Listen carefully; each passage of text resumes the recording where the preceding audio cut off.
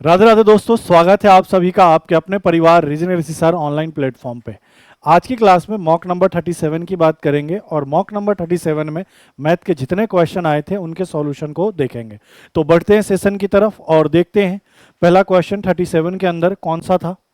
तो पहला क्वेश्चन ही डीआई का था और अच्छा डीआई है। ये पूरा आपको टेबल ग्राफ दिया गया है। टेबल ग्राफ में ये इंस्ट्रक्शन दिया गया है, इंस्ट्रक्शन को पढ़ना है और क्वेश्चन को क्या करना है, सॉल्व करना है। देखो मैं पढ़ता हूँ इंस्ट्रक्शन क्या दिया गया है। निम्नलिखित तालिका अलग अलग 6 शहर ABCDEF 6 शहर की जनसंख्या, उसमें पुरुष और महिलाओं का अनुपात, कुल जनसंख्या में वयस्क एडल्ट और बच्चों का अनुपात दर्शाता है।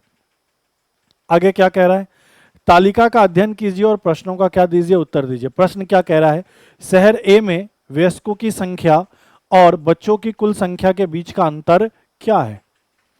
टोटल पॉपुलेशन दिया हुआ है, ठीक है। ए में, बी में, सी में, डी में, ई में, एफ में, ये टोटल पॉपुलेशन है जिसमें से मेल फीमेल का रेशियो ये है और इसमें से एडल्ट और चिल्ड्रन का रेशियो दिया गया है, वयस्क और बच्चों का रेशियो दिया है। हमसे क्या कह रहा है, हमसे कह रहा है कि डिफरेंस ज्ञात करिए किसका, टोटल नंबर ऑफ एडल्ट्स और टोटल नंबर ऑफ चिल्ड्रन का। कौन से सिटी में, सिटी ए में। तो मुझे एक बात बताओ, सुनना मेरी बात को गौर से। सिटी ए की बात करें तो सर टोटल जनसंख्या कितनी है, 4,10,400। बोलो हाँ या ना। और इसमें अगर मैं एडल्ट और चिल्ड्रन की बात करूं तो टोटल कितने हैं सर, 8 है। बोलो हाँ या ना। 5 और 3 टोटल 8 ही तो होंगे एडल्ट। बोलोगे जी सर। 8 से मैं इसको काटता हूं तो मैं आपसे पूछूं, 8 पंचे 40, 8 एकम 8, फिर कितना बचेगा 2 और ये 4 24, 8 3 24 और डबल जीरो।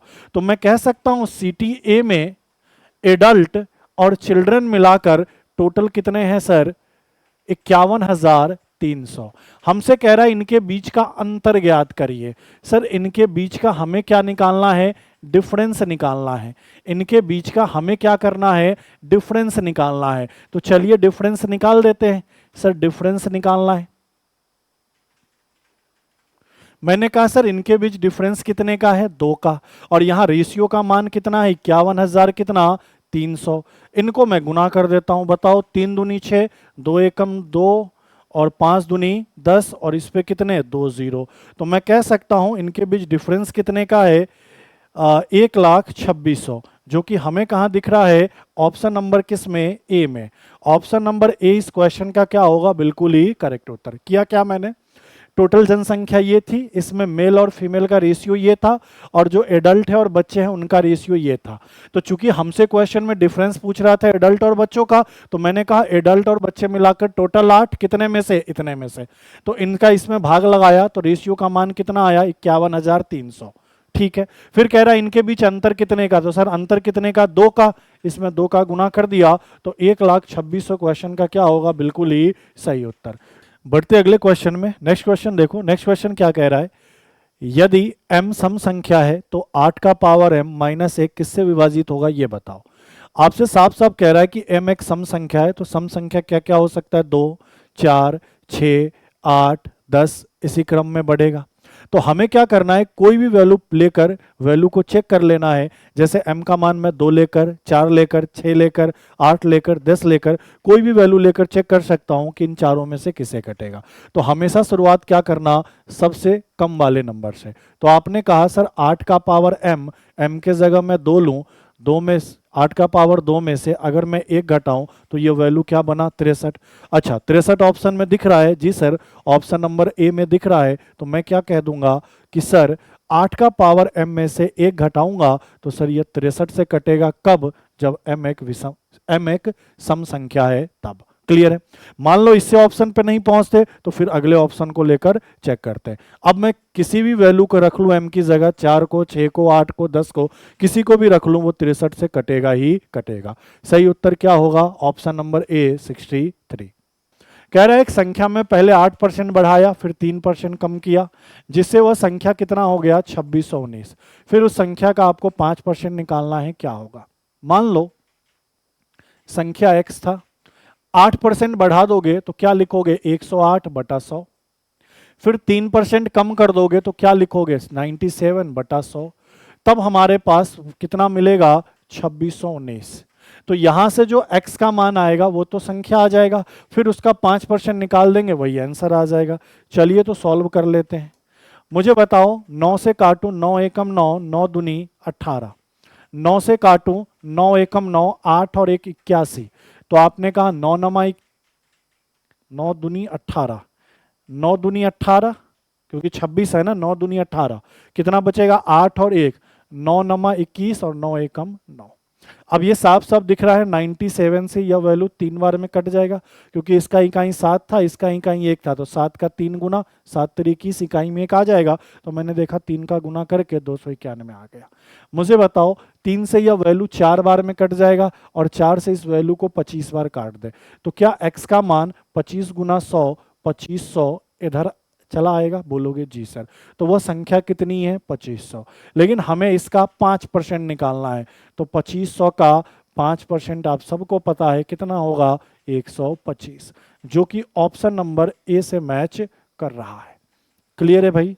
चलिए अगले को देखिए, क्वेश्चन नंबर 4 कह रहा है त्रिभुज एबीसी में बीसी की लंबाई एबी की लंबाई की 2 गुने से 2 कम है, एसी की लंबाई एबी की लंबाई के 10 गुने से, सॉरी, एसी की लंबाई एबी की लंबाई से 10 सेंटीमीटर क्या है? अधिक है।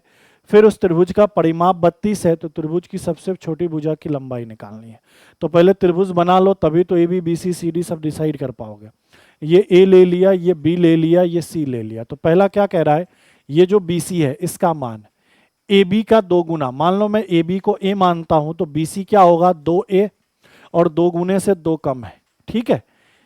AB की लंबाई BC की लंबाई AB की लंबाई की 2 गुने, तो AB की लंबाई A माना, उसका 2 गुना किया, उसमें 2 कम किया, तो BC की लंबाई आ गई। आगे क्या कह रहा है? AC की लंबाई, इस AC की लंबाई AB की से क्या है? 10 अधिक है। तो AB कितना है? A, तो इससे 10 अधिक, मतलब ये 10, A प्लस 10। अब इनका परिमाप, परिमाप का मतलब इन तीनों का योग, किसका किसका योग? A plus A plus 10 plus 2 Guna A minus 2, इन सब का वैल्यू 32 दिया हुआ है क्वेश्चन में। करो 1 1 और 2, 4a, इसमें से इसको घटाओगे तो 8 आएगा प्लस का, उधर घटा दो तो माइनस का 8 इधर आ जाएगा। तो 4a बराबर कितना? 24। तो सर a का मान कितना आ गया? 6 आ गया। a का मान 6 मतलब क्या सर? यह वैल्यू तो 6 आया, यह वैल्यू 6 और 10 16 आया, ये 6 दूनी 12 में से 2 घटा दो 10 आया। तो हमसे क्या कह रहा है सर? सबसे छोटी भुजा की लंबाई क्या है? 6 centimetre. Option number C, D, सबसे छोटी भुजा की लंबाई क्या है? 6 सेंटीमीटर। क्लियर है? इस तरीके से क्वेश्चन को आपको क्या करना था? सॉल्व करना था। अगले को देखो भाई, 5वें को कह रहा है साधारण ब्याज पर 3200 रुपए की राशि 6 वर्ष में इतनी हो गई। कहना क्या चाह रहा है? सुनना, कोई मूलधन था 3260 का, मिश्रधन दिया 5420 का, और कितने टाइम में दिया सर? 6 साल में दिया। यही तो कह रहा है। तो कह रहा है समान ब्याज दर पर, मतलब जो रेट पहले लगा था वही रेट अब लगे, 4 वर्षों में यही राशि कितनी हो जाएगी? यही राशि 4 वर्ष बाद कितना हो जाएगा ये बताना है। कितने वर्ष बाद? 4 वर्ष बाद। देखो सिंपल सा देख रहे हो आप, ब्याज डिपेंड करता है मूलधन पे, दर पे, समय पे। मूलधन भी वही लेना है, दर भी वही लेना है, तो ब्याज किस पे डिपेंड करेगा? समय पे। क्योंकि मूलधन और दर में तो कोई बदलाव नहीं आया, मतलब मूलधन और दर तो फिक्स है, बदल क्या रहा है? समय। तो सीधी सी बात है, ब्याज डिपेंड किस पे करेगा? एसआई डिपेंड किस पे करेगा? समय पे। समय कम हुआ है तो ब्याज पहले से कम मिलेगा, ब्याज पहले से कम मिलेगा तो मिश्रधन भी पहले से कम मिलेगा। मतलब 5420 से ज्यादा तो ऑप्शन हो ही नहीं सकता, दिया भी नहीं है। चलो तो अब देखते हैं करना कैसे। मुझे बताओ सर, यहां से यहां ब्याज कितने का मिल गया? 2160 रुपया दिख रहा है ना। 120 में से 60 घटाओ 60, और 53 में से 32 घटा दो 21। अच्छा बताओ, ये जो ब्याज मिला है, सुनना मेरी बात को गौर से, ये जो ब्याज मिला है ये 6 साल का मिला है। तो मैं 4 साल का ब्याज निकाल लेता हूं। कैसे निकालूंगा? तो मैं देखूंगा 6 को 4 बनाने के लिए क्या किसका गुना करना पड़ेगा? 4/6 का। अरे है ना, 6 को 4 बनाना है, 6 को 4 बनाना है, तो सर 4 में 6 का भाग लाना पड़ेगा। ये 4/6 गुना, तो सर ये भी 4/6 गुना। सॉल्व कर लो, बताओ करके। 6 से कट गया सर, 6 3 18, शताइक 36 और 0 360 और इसका 4 गुना 36 का 4 गुना 144 और एक 0, मतलब 6 साल में अगर 2160 का ब्याज मिलेगा तो 4 साल में 1440 का। तो हमसे पूछा मिश्र धन बताओ, तो सर मूलधन तो वही 3260 था, 4 साल का ब्याज 1440 जोड़ दीजिए सर, 0 0 7 और 4, आंसर आ गया 4700। क्लियर है, ऑप्शन नंबर सी इसका क्या है, बिल्कुल ही करेक्ट उत्तर। दर वर निकाल के टाइम खराब मत करो, पहले दर निकालते फिर ब्याज निकालते फिर मेजर निकालते, टाइम खराब होता, ठीक है, और निकालने बैठ रहे तो कैलकुलेशन में भी फंस जाते इस क्वेश्चन में। तो चलिए आगे बढ़ते हैं।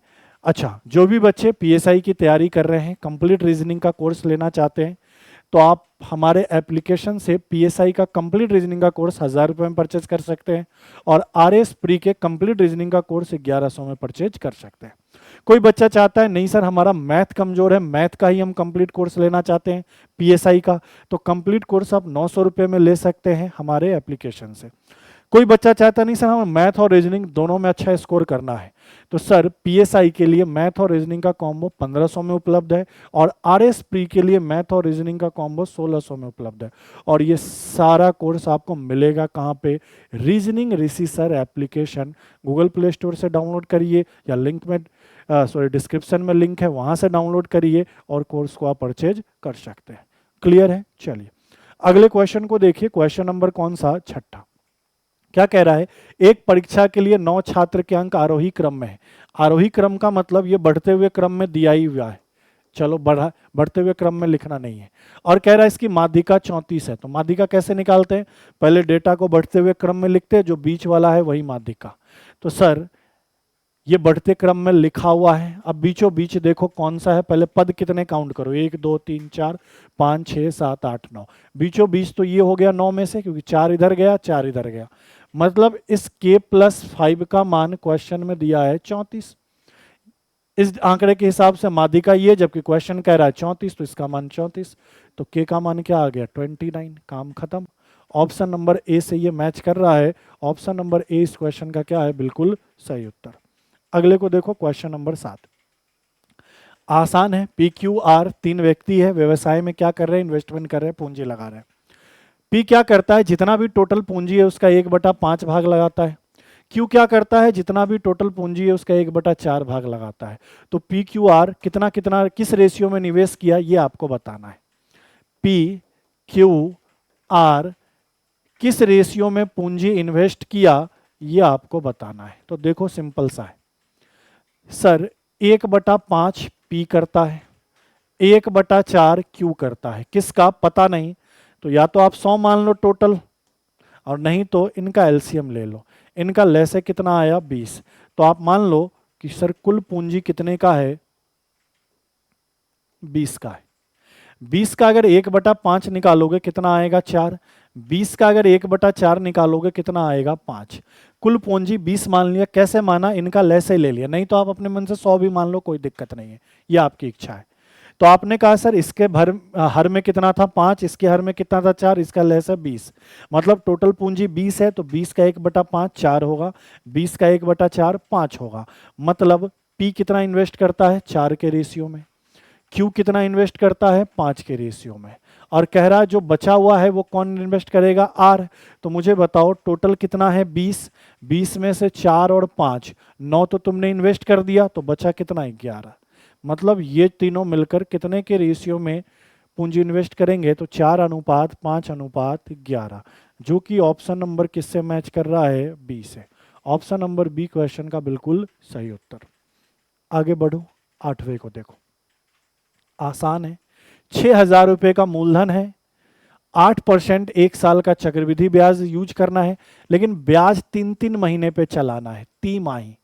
तो आपको कितने महीने का, 6 महीने का सीआई निकालना है। बताओ 3-3 महीने पर ब्याज लौटाओगे तो 6 महीने में 2 बार लौटाओगे या नहीं लौटाओगे, जी सर, इस 6 महीने में 2 बार ब्याज देना है, और जब भी ब्याज 2 बार में देना होता है उसका गोल्डन रेशियो सीआई का क्या बताया है, 2:1। क्लियर है, ठीक है सर।